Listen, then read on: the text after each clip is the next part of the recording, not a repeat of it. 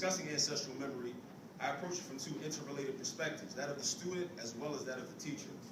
There's a significant degree of overlap here since embracing education seriously requires that we as teachers must never cease to act as students, and that we must incessantly study in order to hone our craft as teachers. Also, this is a way to organically model the behavior of scholarship by teacher to student. Conventional mathematics education largely consists of topics, formulas, and processes that are very much steeped in European-centered worldview, with European actors as its inventors and developers. So often the act of achieving in math is presented as an excellent opportunity for our youth to assume the role of honorary Europeans, since it is advertised as the domain of Europeans. A brief study of ancient Greece and its intellectual heritage will inform us that many of these mathematical topics, if not all, were studied in ancient Kemet and then utilized by the Greeks in their own geographic spaces. The challenge is that the original Kemetic teachers have not been given their deserved credit. This misappropriation results in an absence of ancestral memory on the part of a multitude of African students and teachers of mathematics, tending to feel privileged to exist in a European academic domain. Mathematics is not an exclusive European academic domain, regardless of what collegiate mathematics departments, school textbooks, and National Council of Teachers of Mathematics conferences, typical racial representation may indicate. One may query, why does race matter? Isn't the delivery of content the only relevant factor, irrespective of the physical characteristics of the instructor? Race matters due to the nature of education. Learning in and of itself is a highly vulnerable activity, where one has to set aside egotistical concerns and admit that he or she has a void of knowledge needing to be filled. This void can be more effectively filled when one sees him or herself within the subject being taught, thus making it more relatable to them. Also, we should consider academic honesty as integral to the learning process. Just as we would not promote students plagiarizing a term paper, teachers in school systems should be honest about the sources of information. Case in point, the very famous Pythagorean theorem, named for Greek mathematician Pythagoras, is introduced and utilized by many in algebra and geometry courses.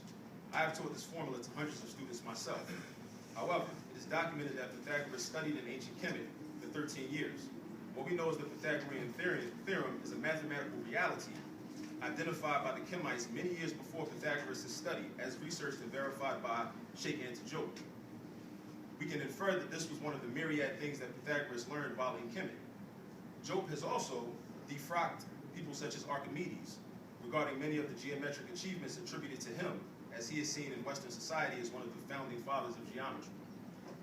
Information such as this will make a huge difference to African students and teachers because they would then more readily envision themselves as actors in their educational process instead of unwanted guests in mathematical classrooms throughout.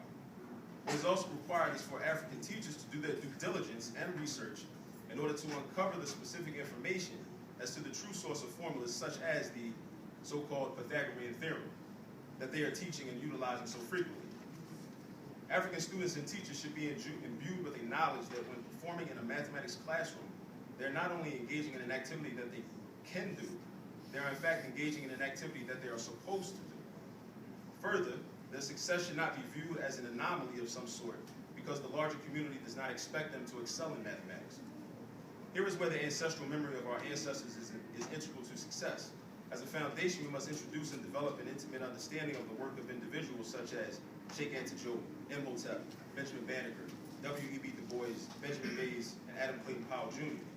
Examples like these will help to enrich our students' experience in mathematics courses.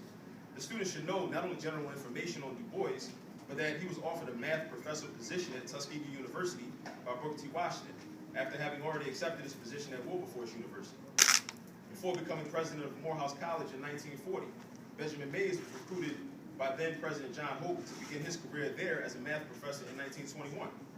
The students should be informed that people such as Adam Clayton Powell Jr., prior to becoming a well-known clergyman and U.S. congressman, earned his baccalaureate degree in mathematics from Colgate University. Even American chattel slavery could not obstruct African mathematical genius. Fuller, known as the African calculator, was an enslaved African in Virginia that could perform spectacular arithmetic calculations. When tested by doubting whites that he could figure the number of seconds a man has lived after 70 years, 17 days, and 12 hours, he reflected briefly and answered 2,210,500,800 seconds. When his white interrogators charged him with a small error, he stunned them by pointing out that they had forgotten to account for leap years. As a teacher going through a matriculation into higher levels of comprehension of the value of teaching, learning about Africans that have studied and excelled in the field of mathematics have and still continue to have a profound impact upon me. As I began a serious study of African history and many of its actors, I was introduced to Sheikh Anta Diop. His writing, research, and historical analysis was empowering to me in general. But as a math teacher, teaching Algebra 2 and Math SAT prep, my becoming aware that he was also a mathematician forced me to take my professional position much more seriously and really begin to conceptualize mathematics as a tool for African liberation. It is reasonable for us to assume that Diop's mathematical background contributed equally as his other faculties to his anthropological and historical work immensely. He serves as an example for me, and this appreciation can be transmitted to the students I teach. In the colonial school settings that many of our children inhabit, a pattern of failure at the given demands is recognized by those in control. As a remedy, alternate teaching methods and strategies are employed to try and boost performance levels. This is evident also in the U.S. federal government under the guise of President Barack Obama, offering initiatives such as My Brother's Keeper that will probably offer more of the same assimilationist programming, promoting an agenda that discourages our African children from tapping into their true genius in service of our uplift. I argue that low test scores and graduation rates is not the main issue. Despite the fact that new classroom and school programming is often ineffective, incorrectly applied, and abandoned before any real improvement can take place, the main issue supersedes even these tactics. At its core, my own teaching experience and student experience inform me that a student must possess a fundamental belief that they are supposed to do well in his or her mathematics coursework in order to truly succeed. Many of the inner city schools reflect the communities that its students reside in, and the community dictates what is acceptable for African children to excel at. Many young brothers are instructed that they're supposed to be excellent athletes, so they are diligent at achieving this goal. Many young sisters are instructed that they should excel in cosmetology and fashion, so this is pursued with great attention. In and of itself, there's no crime in the youth pursuing these avenues. The problem lies in the disproportionate amount of youth so firmly invested in only these things. Academics become an afterthought or necessary evil because of the indoctrination process. This indoctrination process is made to be rational due to the presentation of the exemplars that are readily available to them. Far too often, we as educators miss the mark because we expend so much energy trying to instruct on content without addressing the psychosocial factors, preventing students from excelling, even if we are successful at presenting the content. In math, the student is prone to make mistakes. The mistakes are an invaluable part of the learning process. Many African students have an internal prejudice against themselves that forces them to react adversely to these mistakes, instead of interpreting them as simply a part of the educational process. A student can attempt a problem, arrive at an incorrect answer, and respond like, "See, I told you I wasn't good at math." Yet other students with a fundamental belief that they're supposed to excel at mathematics will respect that this is just a part of the learning process, and that this simply means that they must seek out and find where the mistake was made in order to avoid repeating the mistake. If a young African boy believes that he is supposed to achieve in basketball, why doesn't he quit the sport after missing his first free throw shot? I claim that it is because he has an ancestral memory dictating that he is supposed to achieve at that, and as such, he will stay the course and continue his work at it. I offer that we as African math teachers and educational administrators and parents have to inculcate the students with ancestral memory by seriously engaging historical examples of those that have excelled in this arena. Then we can make these people real to the youth, and consequently the practice of mathematics will become real to them and not a discipline reserved for those less melanated, as mainstream media and textbooks would imply. The exemplars that our African youth require are Sheikh Anta Diop and many others.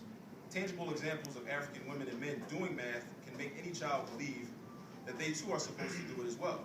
For example, Etta Zuber Falconer, Shirley Mathis McVeigh, and Gladys Glass were African women that collaborated to build a reputable mathematics department at Spelman College that dramatically increased the number of mathematics degrees awarded from this institution from the 1970s on.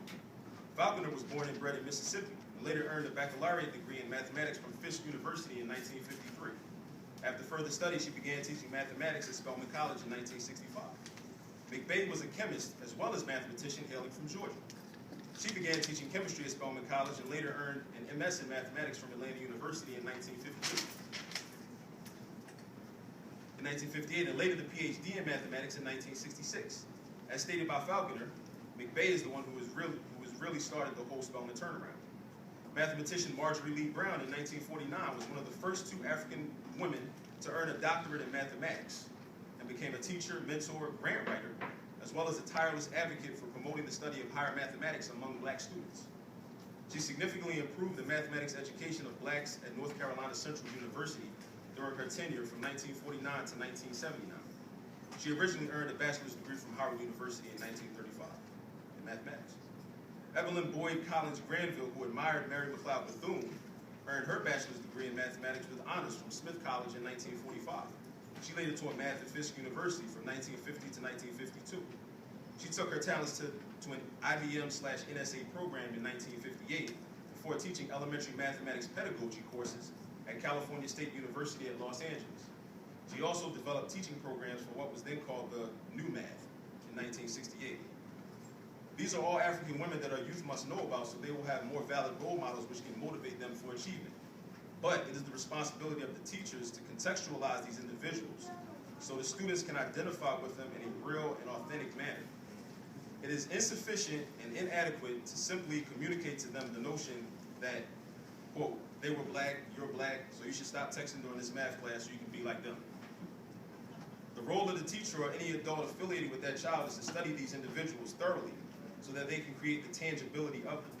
Having posters hanging in classrooms or in school hallways falls far short of the mark. Teachers must truly engage in the personal narratives of these individuals and introduce the students to them in the context of the larger quest for African liberation. This will enable the students to understand the connection between mathematics, the command of information, and the goal of liberation. We must provide better examples utilizing